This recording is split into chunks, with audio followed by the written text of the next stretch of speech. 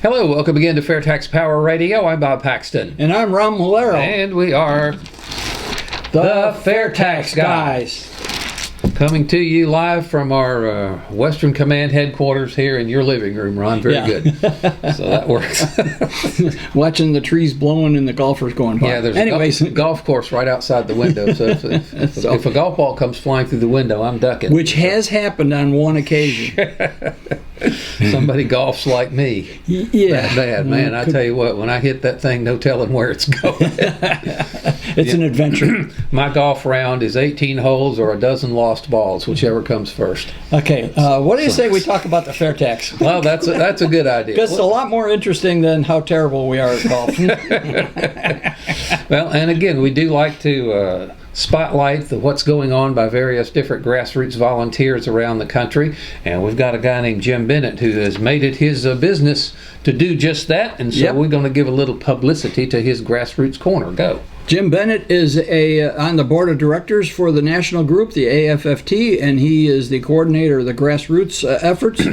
And his email address, because I forgot to mention it in the last episode, is jim.bennett@fairtax.org. jim.bennett@fairtax.org.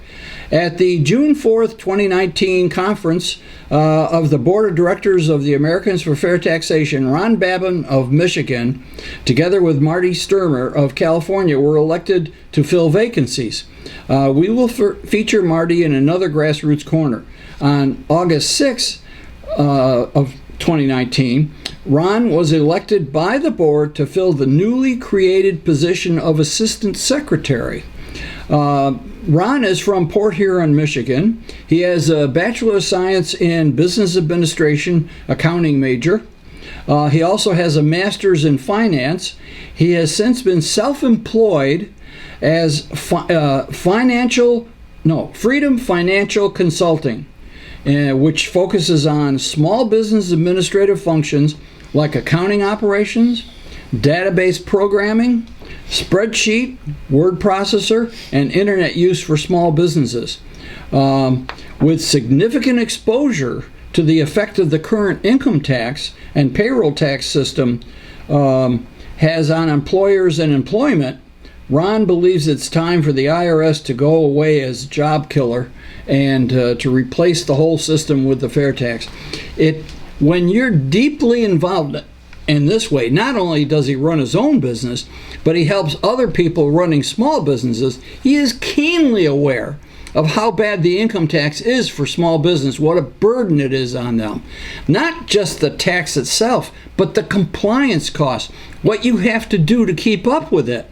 All right, it costs a lot. It takes time and money, and these people in small business that usually don't have a lot of people in their company, they would like to concentrate on growing their business, but instead they have to concentrate with staying out of jail. Yes, by keeping the tax costs. So, anyways, that's the Grassroots Corner. You can always find these. You can go to fairtax.org and sign up for the weekly FairTax Friday. It's a email newsletter that comes out. Steve Hayes will have his chairman's report. There'll be a small report from FAIRtax Power Radio, and Jim will have his Grassroots Corner in there. And if you have something that you think Jim would be interested in, by all means, contact him at jim.bennett@fairtax.org. jim.bennett@fairtax.org. And that's our Grassroots Corner for this week. So again, there is still a lot of life in the fair tax movement. Again, I was reminded last week when the guy in the restaurant says, I'm glad to see that there's still some life in this movement. Yeah. You know, there is, and that's what we're here doing on FAIRtax Power Radio every week. That's what Jim's doing with the Grassroots Corner, and while we like to give his efforts a little bit of publicity here to inspire and encourage people who know. How many times, Ron, have we heard, the fair tax is a great idea, but it'll never pass. But it will if enough grassroots support comes behind it. Yeah, so we're going to keep on pounding on it until we can get this thing done. Yeah, that's true. So what are we doing this week? Well, actually, you mentioned Steve Hayes' chairman's report. Now, Steve is also one of these guys who is intimately familiar with just how bad the income tax system is for business and also for individuals as well. And he writes this chairman's report every Friday. And last week's chairman's report, it just really caught my eye. and it was talking about how it's an article from a gentleman named David Burton, who I understand Steve knows and has worked with. Yes. In the past. Yep. Steve told me that he worked with David Burton in the early 90s in the formulation of a consumption tax replacing income tax. This was even before the FAIRtax was born. Because the FAIRtax was hatched in the mid-90s. It was first introduced into Congress in 1999, 20 years ago. It's been sitting in committee ever since, and so we need to light a fire under the congressional representatives up there to at least... I'll provide the lighter. Yeah. I'll provide the lighter fluid. So light a fire under them, and at least, debate it on the floor of the House. Let folks see what it's all. Okay, we were getting out of the way. But this friend of Steve's, David Burton, he works with the Heritage Foundation, and he wrote an article called "It is Arithmetically Impossible to Fund the Progressive Agenda by Taxing the Rich." Now, let me make one thing perfectly clear here. FAIRtax is not a partisan issue. FAIRtax Power Radio is not a partisan issue. We're not here to pound on either side. But what I really wanted to use this article for was to illustrate the absurdity of a tax system that lets Congress critters and politicians get away with making the most outlandish, and impossible, and they know it's impossible, but they know that the people aren't going to understand that it's impossible because it's hidden behind all the complexity of the tax code. And that's the key. They know the majority of the people will not understand it. They'll simply take them at their word. Oh, this is great. He or she is going to give us all this free stuff. Yeah. But then again, and they say that the point here again is that we have a tax system that makes this kind of thing possible. Yeah. And I'd be pounding just as hard on the other side if they were doing things as extremely insane as what some of the proposals we're seeing from some of the progressive candidates for president go.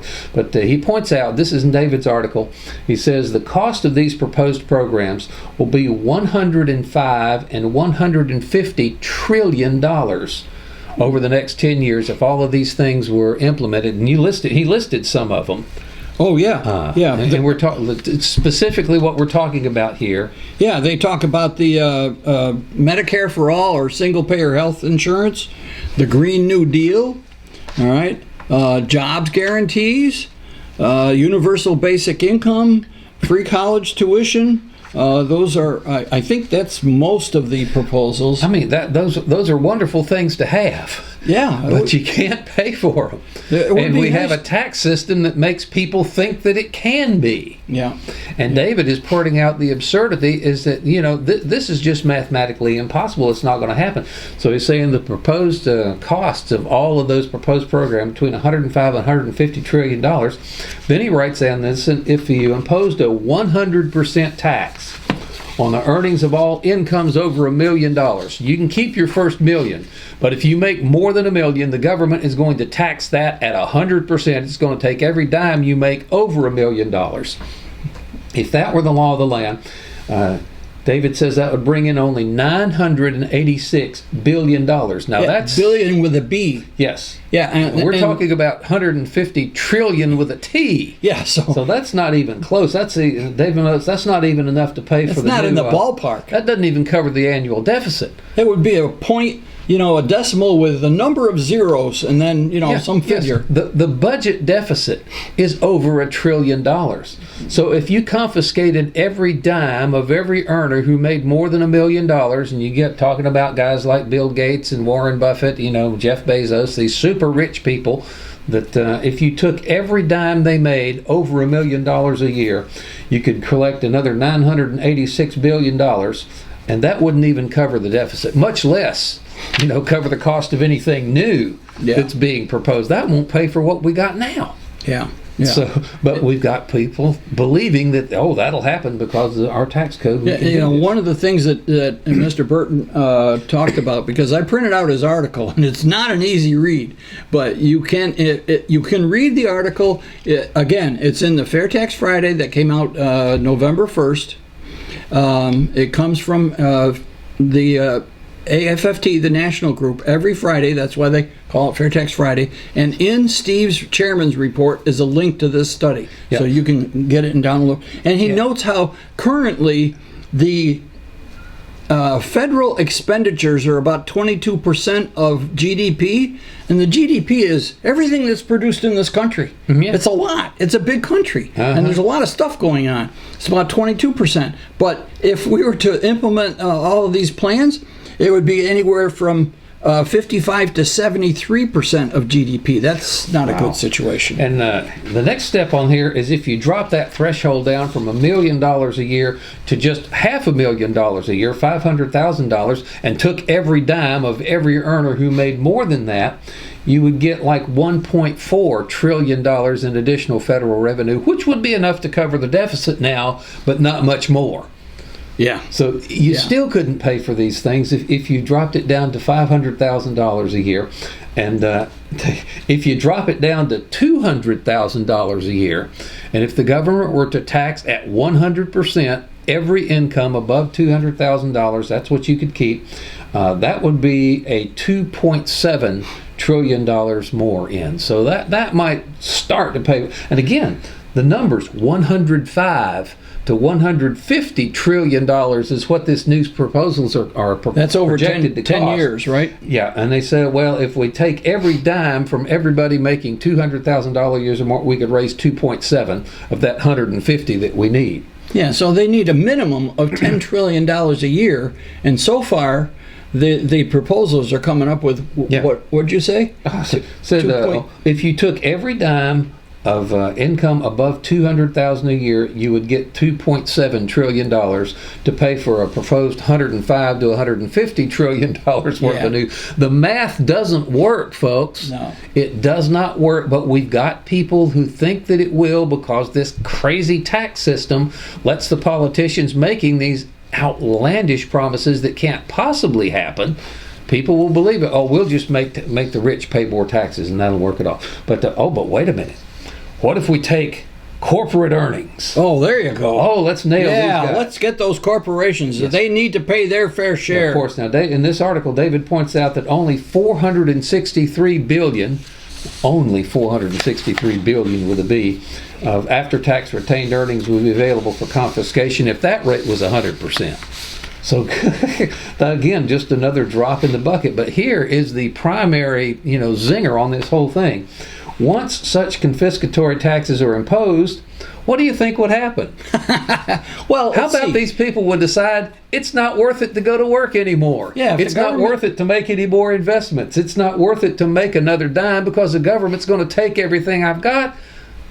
Yeah, the economy would collapse. So, no, and actually the net result of all of these taxes, if they were in place, they would bring in zero because people would quit making the income that they're going to confiscate. Yeah, it doesn't make... And the same with businesses. Why would a person work so hard in a business, whether it's 2 people or 200 people or 2,000 people, if the government is going to take all their profits, including their income? Well, they're saying if they took every dime that people are currently making above these thresholds, it would not come close to covering the cost of these proposed, goodies that the politicians are promising us. But then again, the point is not to bang on these politicians so bad. They get away with it because they say, oh, we can fix this if we just tweak the income tax code a little bit and make somebody else pay for it. Yeah, but let's go back to that. People believe it. Yeah, let's go back to that corporate tax. Surely there's enough corporate tax that if we tax them at 100%, it would pay for all this stuff, wouldn't it? I mean, don't we already collect a lot of money in corporate taxes? Yeah, but let me ask you something. If you consider the total taxes raised, how much of it comes from corporate income taxes? I asked this at a meeting that my wife and I go to a few weeks ago. Oh, at least 75%. Yeah, 75, 80, 90%. One guy who's a PhD economist said 15%. And let me put this graphic up here. This is from 2017, 9%. Of all the money that the federal government collects on the income tax, corporations pay 9%. The rest of it comes from individuals. So the corporations are not the endless cash well that the politicians would have you believe. Yes, it's not. It's the government that prints money. Yeah, not private business. So when the government wants more money, they just print it. Yeah, exactly. And if they have a $1 trillion deficit for the year, it's not a big deal. how long do you think a company would last if they had that big of a deficit every year? Not very long. Probably not very long. Yeah, and their creditors are saying, hey, no, you have this deficit every single year. You don't know what you're doing. That's it. What would happen if you or I consistently spent half again as much as we make on what we get? Put the rest of it on the credit card. Oh, we'll just borrow it from the banker. But like you say, put it on the credit card. No problem. We'll just keep on it. No, that's not realistic. And another interesting point here that David makes in his article, if you add the state and local income and payroll taxes as well to these things, then the threshold actually is a lot lower. Because the effective tax rate on those people would exceed 100%. You get to make $200,000, but then again, once you start paying your state and local taxes, it eats into that as well. Wait a minute. You mean that with all these wonderful programs, the state and local taxing authorities are still going to insist on having their taxes too? Yeah. Oh, they are.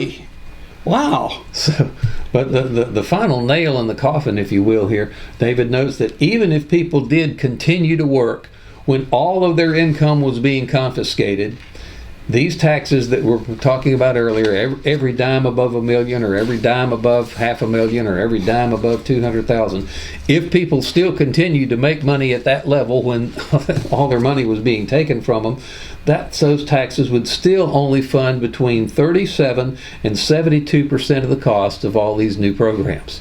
Yeah. When in reality, the taxes would raise zero because people would just quit working when they reach the threshold.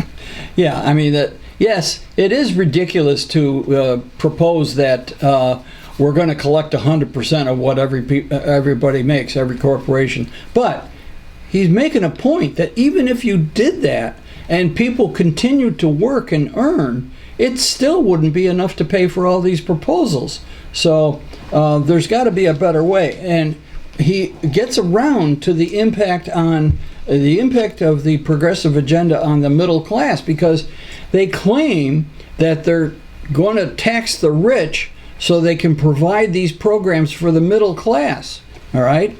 However, no, it doesn't work. I mean, you can tax the rich and however you define the rich. All right. $1 million, $500,000, $200,000, and the corporations, you can tax them for everything they're worth, and it's not going to pay for all these proposals. The impact of the progressive agenda on the middle class, thus confiscating all income of all persons with incomes over $200,000, and confiscating all income of all corporations, would raise about $34.6 trillion. Or about 37, and they have a range, of what these programs will cost. Anywhere from 37 to 72% of the cost. In other words, it still won't raise enough money. They know when these programs are proposed, they say this is going to cost this much, and then if they actually get it implemented, it ends up costing about half again that much. Yeah, that's right. I have never seen an accurate cost estimate for a government program right out of the box. So how is the progressive agenda actually going to be paid for? The answer, the only arithmetically possible answer, is the progressive agenda must be paid for by radical increases in the tax burden borne by middle-income taxpayers, or dramatic increases in federal borrowing. And the feds are already borrowing way too much money. $22 trillion in debt. That's not a good situation. So he says that when you do the math, the only way you're going to pay for it is by taxing the middle-income earners. Well, it seems to me that these candidates say we're going to provide these benefits to the middle-income earners, but in order to pay for them, we got to tax the bejeebers out of these people. So... Oh, well. And again, we're not hammering on any one side, because politicians of all stripes and affiliations make promises that they know they can't keep, and they get away with it. Again, this is the point, that we have a tax system that lets them get away with it. If we had a tax system, because right now the cost of government is pretty well hidden from everybody. If I asked you, Ron, how much federal income tax did you pay last year? I bet you don't know.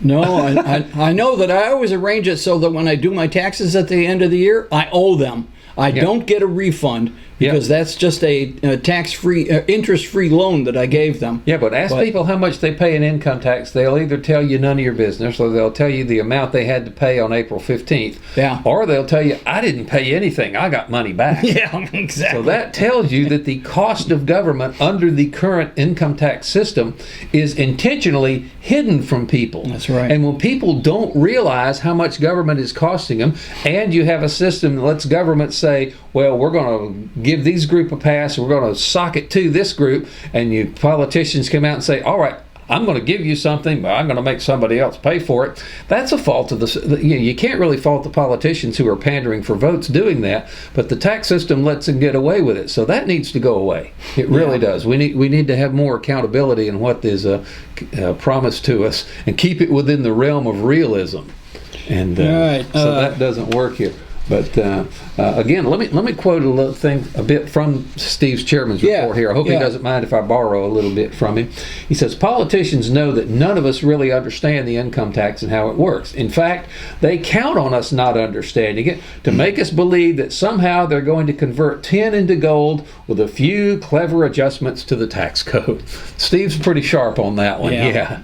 He's got that right up. And then he says, all right, what if it was the fair tax?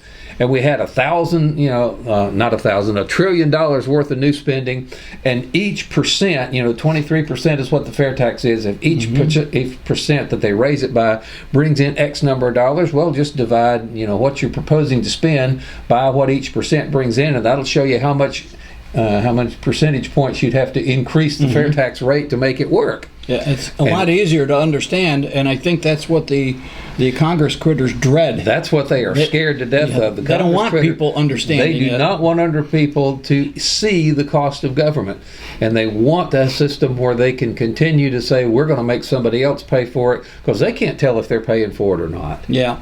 And one of the scary things that, again, working within the income tax frame, all right, for this, and working within David Burton's study here, is that, let's see, the conclusion: it is arithmetically impossible to pay for the progressive agenda by taxing the rich. Progressive promises are too expensive, and the amount of income tax by the rich is too small, and so forth. And he goes over and he talks about the shortfall and so forth. So what do you think would happen? Okay, we've got to have these proposals because the people of America need them. They need a guaranteed basic income. They need Medicare, single-payer, government-run health care and so forth. They need this stuff. They need their college tuition free. And yet, the income tax isn't going to bring enough. So what are we going to do? Well, they would turn to the European model, because some of these people in Congress have already mentioned this. The Europeans have, along with their income tax, a VAT tax.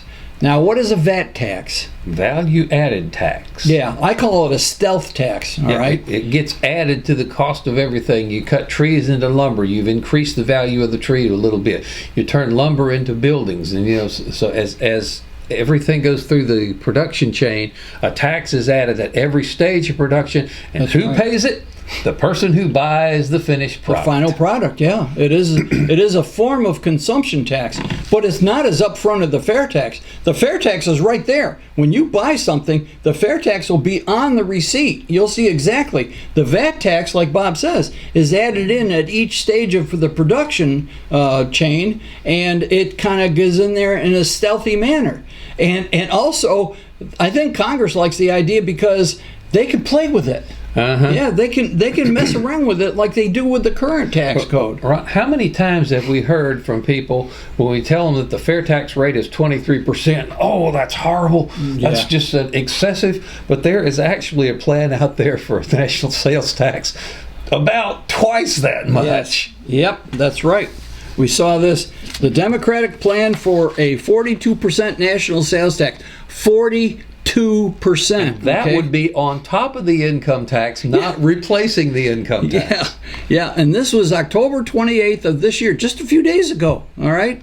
Rick Newman, Yahoo Finance, and there's a whole article about, they would need to add a sales tax of some kind. They're probably talking about a VAT tax here. I believe, I did read this thing, but it was a couple days ago. So they're talking about adding a consumption tax of some form to the income tax, because as David Burton points out, there's no way the income tax is going to fund all those things. No. So, again, the whole point here is we're telling people the system stinks that lets politicians get away with that. Yeah. So yeah, as much as we sound like we're pounding on the progressive agenda, and we're pounding on it simply because it's mathematically impossible to carry out. Yeah. And we want to get rid of the tax system that lets people believe that it is possible. Yeah. That's crazy. We got about 5 minutes to go here, so you want to... Okay. All right. So anyways, we need to, the point is that we need to dump the current system, and we need to go with the system where the cost of government is readily apparent. I mean, right in front of your face. Every time you get a receipt with a fair tax, you would see what government is costing you every time you made a retail purchase. And then we can have the discussion about what government needs to provide for people. The debate on how to spend it, beyond the scope of the fair tax. So again, people on both sides of the political aisle should like the fair tax, because everybody should like more money in their paycheck, no more withholding. Everybody should like no more income tax returns. That's time, effort, and hassle that you no longer have to do. Everybody would like to get a tax refund every month. So that's not partisan. So let's have a better way to raise the money. Then let's have the debate on about how to spend it. But even though we've been kind of pounding on the progressive agenda here during this episode, it's we would pound on anybody who would use the tax code for dishonest means. Yeah. And we need to just get rid of something that can be used in that manner. Just many more reasons why the income tax needs to go and the fair tax needs to take its place. Absolutely. And to help us promote the fair tax, we encourage you to go to the FAIRtax store, FAIRtaxLogoStore.org. FAIRtaxLogoStore.org. All right, that's where my wife and I bought these hats. All right, the shirts, these campaign buttons, which you can wear when you go out of the house and so forth. Put these on the strap of your purse, pin it to your jacket or something like that. Have a couple of them with you. They're handy. They do attract attention, these things. All right. Also, the information cards, these palm cards, they have good information about the fair tax and websites and so forth. They've been recently updated. So when you order these from the FAIRtax Logo Store, you'll get the most recent ones. If you get political fundraising mail, stick one in their return envelope and send it back to them. Yep. And you can buy a packet of them like this and make sure you keep them handy. All right. They have, I'm not sure if they have these pens, but they do have some pens in the FAIRtax Logo Store. And they got tote bags, like this. With the strap. These are kind of nice. And they have regular shopping bags. Okay. So, and they have tumblers. They have glass tumblers with the FAIRtax Logo Store on them. They have umbrellas. They have earrings. And we've mentioned the wonderful on you. Yeah. Yes. Although my wife says that she thinks they're kind of large. All right. So, sorry. Yeah. I didn't really mean that. Well, I had to try them out, but I haven't had my ears pierced, so I'm not sure. And one of the most important items. Oh, yes. Oh, yeah. These are great. You've got to get some of these and take them to your town hall meetings when you're congressman. Describe these for folks who are listening to the podcast and are not seeing the video. Yep. The scrolling banner. The scrolling banner. That's the noise you hear. Says fair tax in big letters, atop simple, effective, and visible. Yep. Then, of course, the bottom, fairtax.org. So these are great. That's what we're dealing with here for those of you listening to the audio only. So, and there's a lot of other stuff in there. This is just the tip of the iceberg. Go to the FAIRtaxLogoStore.org, FAIRtaxLogoStore.org. Peruse through what they have there. Something there is going to strike your interest, and go ahead and purchase it at free shipping, and demonstrate your support for the fair tax by wearing or using one of these promotional items. It'll really help us get the message across. And then go to FAIRtaxGuys.com and binge watch FAIRtax Power Radio. Yeah, do what you can to let other people know about this program. Bob and I have been doing it about 4 years, 5 years. Oh, quite a while. Yeah, it's been a long time. And at my age, I can't keep track that long. So anyways, but we need your help in getting the word out. So let people know about this show. Remember, our production schedule or our broadcast schedule has changed. Everything about FAIRtax Power Radio, the video that is streamed to Facebook, facebook.com/FAIRtax, that will be Tuesday night at 8 p.m. Eastern. But it also goes on to YouTube. I stream it to Periscope. It's a podcast. All that stuff is on Tuesday now. Used to be in different parts of the week. It's all on Tuesday. So FAIRtax Power Radio on Tuesday, and the Chairman's Report, which is the audio version of Steve's Chairman's Report that he sends out every Friday. And thanks to Bob recording it in a very professional manner, it is a podcast and a simple YouTube video, and that will all be published and distributed on Friday because it is called FAIRtax Friday. Indeed. So all that stuff, there's lots of ways to help get the message out. And shortly, the Florida FAIRtax people are going to be venturing into a way of expanding our reach, and we'll let you know how that goes as time goes on. And again, you can talk to us, thefairtaxguys@gmail.com. Leave us a comment on our Facebook page. And that's going to wrap up this edition of FAIRtax Power Radio. Again, thank you so much for watching and listening. I'm Bob Paxton. And I'm Ron Malero. The FAIRtax Guys are reminding you once again that the fair tax is the only truly fair tax, and once you understand it, you will demand it. So tell me how it works. You know, it's probably changed since the last time I saw it, but the short answer would be, you want to take this one? Oh, sure. Okay. Imagine bringing home everything you make. You don't get taxed for saving or accumulating wealth, and your boss doesn't get taxed more even if he pays you more. Wow, now see, that's amazing. So the end result of all that is the cost of producing products and running a business goes down, so things cost less. And on top of all that, imagine every criminal, non-citizen, and under-the-table worker also paying taxes. That's amazing. That's the fair tax. We tax what you consume as you consume it, and that's it.